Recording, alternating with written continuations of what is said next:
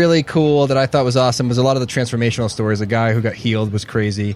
They bring up one part. He brings up about bilocation. Some of these vehicles have these incredible abilities of splitting in two suddenly and just being in two different places at the same time, which is just super bizarre that how anything could do that. I don't even understand the science. That is fucking magic to me. But it reminded me of the UFO video from Puerto Rico we talked about a few episodes ago, where they show a object bilocate and just split into two things, which is unbelievable technology. And again, that would seem like magic to us if we saw that. We had a reference point. I thought that was really cool. There's also like the shot from Mexico. Did you guys remember see that shot in Mexico? It was the alleyway and it was just super bright and red, and then it slowly faded out and you could see a UFO hovering right above a neighborhood. That it was I think it was it wasn't a CE5, it was a MUFON shot. I'd never seen that before. There's a couple shots like that. Yeah, I think they must have saved some of those shots, like, because I hadn't seen a bunch of those ones before. Yeah, there's a lot of new stuff. So I think do you think they saved a few shots just like to kind of premiere in this film? They interviewed the director of MUFON, Jan Parzan, and like I did a show with them, and they literally get thousands all over the world every day of reports, and they have an investigator in every area who takes down the report, does a full investigative report. It looks like kind of like a police report. And if there's any evidence or any videos, they attach it to the file. And they get thousands a day.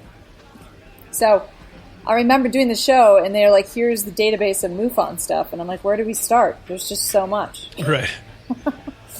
That's the thing. There's an overwhelming amount of evidence. It's so beyond that. I'm just glad this doc didn't try to do that too. Like, here's the UFO evidence, and this is why you should believe. Yeah, that's like you said. Like, people need to catch Don't up. believe me. Don't take my word for it. Go out and try it yourselves. Like, go out and do it. You'll be able to do it. And I think we should, team. I think we should get out there, put a beanie on, get a hot chocolate with whiskey, and sit out in a field somewhere and watch the stars and try to bring this shit in. See, that's what I'm talking about. Yeah. I don't know if I'm drunk, I love it, man. Or if I see a UFO. There's like 3 or 4 stars just jumping Either way, around. I'm having a blast. Matt, that's the moon, you dickhead. Like we're on the same consciousness.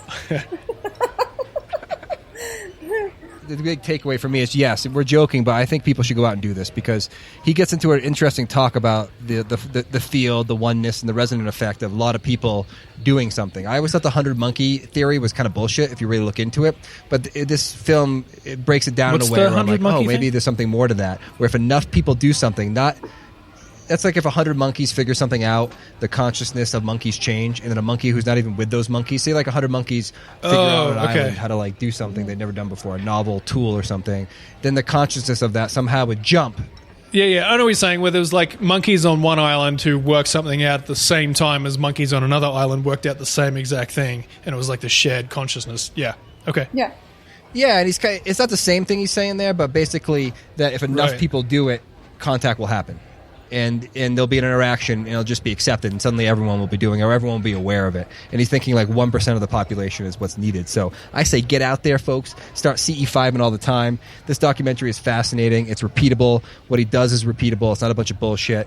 And I just think people who are willing to go out there and say they're trying to contact aliens are my heroes, because there's nothing you can do socially to embarrass yourself more or to put yourself on a ledge. Have you done this than before, telling Josh? your friends, I'm going to go every party with Josh ends with this. Oh, I'm the king and of people saying, well, I think it's time to go home. Your wife is like, Josh, please, not this party. Is that the time? We should really go home. Josh is talking about aliens doing that, again. Josh. No, and I feel like shit the next day. I feel embarrassed that I like talked about something I wanted to talk about, and it's a real power. That social, a lot of people are self-appointed defenders of the status quo, and they'll put you in their spot. If you start bringing up something weird at a cocktail party at the wrong party, people are going to let you know, or they're going to look at you all weird, and they're going to smirk at you. So I think these people are heroes for doing it, stepping up, making it happen. I think we should I want to do this so hard. Let's go out into a field and call in some giant lizards or whatever. Not giant lizards, the nice ones. Let's call in the nice ones. Dude, yeah, we need a Cosmic Cantina hosted CE5 event. That's what okay, let's do it. Any nitpicks anyone had on the film?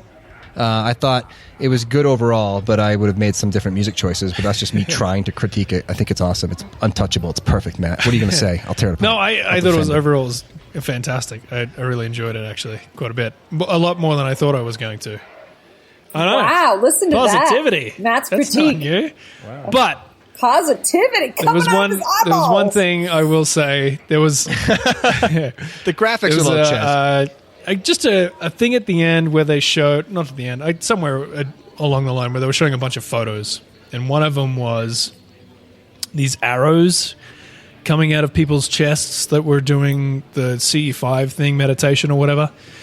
And he was saying, "Oh, look, everyone had these arrows coming out of their chests." Chakra arrows. And they zoomed in on it at one point, and you could clearly see that some of the arrows were like really obvious copy pastes, like down to the minute detail of like the way that it was kind of drawn, and it looked like it was drawn.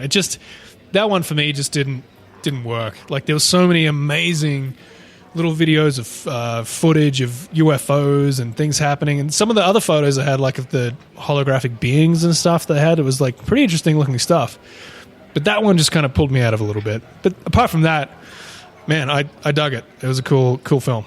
I really like the message, and like how I started out with this piece today of talking about all the articles that are coming out there about the New World Order, and it's just causing more fear. That's just so different than understanding that we're all under the same consciousness, and we can have control over that. We don't need a government to create a new world order to make us safe. We need to understand that we're part of something much bigger. There's one quote that Stephen Greer says. He says, "Humanism is not enough. We are beyond that. We are universal consciousness." Yep. And so I'd like to leave you all with that. Grab a beer and cheers with us from Cosmic Cantina, and enjoy universal consciousness. Yeah. Drink up. Let's get universally consciously drunk. Universal consciousness. All right, that's all the time we have. I hope you check out this movie, and we will see you next week. Goodbye.